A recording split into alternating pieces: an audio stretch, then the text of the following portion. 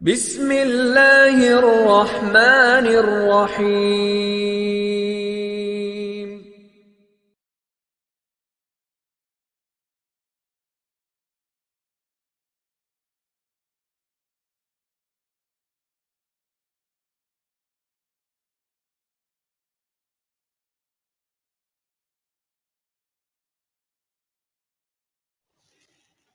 بسم اللہ الرحمن الرحیم۔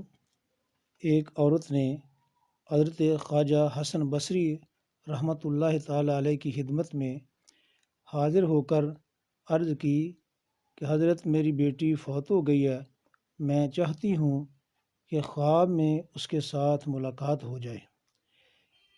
حضرت حسن بصری رحمۃ اللہ علیہ نے فرمایا، نماز عشاء کے بعد 4 رکعت نفل پڑھ اور ہر رکعت میں سورہ فاتحہ شریف کے بعد سورۃ التکاثر 1 مرتبہ پڑھ کر بستر پر لیٹ جا اور نبی کریم صلی اللہ علیہ وسلم پر درود و سلام پڑھتی پڑھتی سو جا۔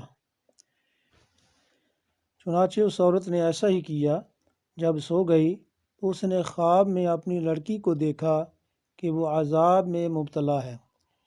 اسے گند کا لباس پہنا کر ہاتھوں میں آگ کی ہتھکڑیاں اور پاؤں میں بیڑیاں پہنا دی گئی ہیں۔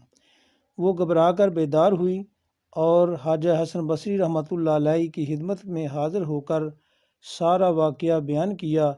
آپ نے سن کر فرمایا، کچھ صدقہ کر، شاید اللہ تعالیٰ اس کو معاف کر دے۔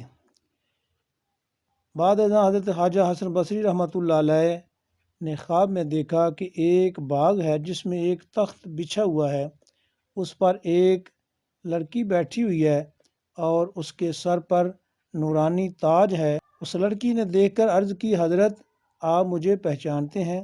حضرت خواجہ حسن بصری رحمۃ اللہ علیہ نے فرمایا، نہیں۔ یہ سن کر لڑکی نے عرض کی، حضرت جیسے کہ میری والدہ نے بیان کیا تھا اس طرح صرف میری ہی حالت نہیں تھی بلکہ اس قبرستان میں 70,000 مردے تھے جن کو عذاب ہو رہا تھا۔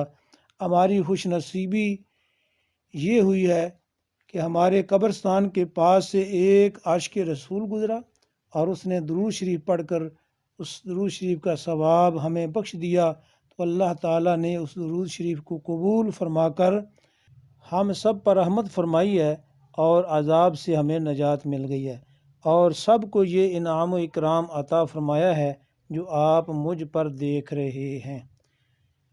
حوالہ القول بدیع، نزہۃ المجالس، سعادت الدارین۔ ویڈیو اچھی لگے تو چینل کو سبسکرائب کریں، لائک بھی کریں اور شیئر بھی کریں۔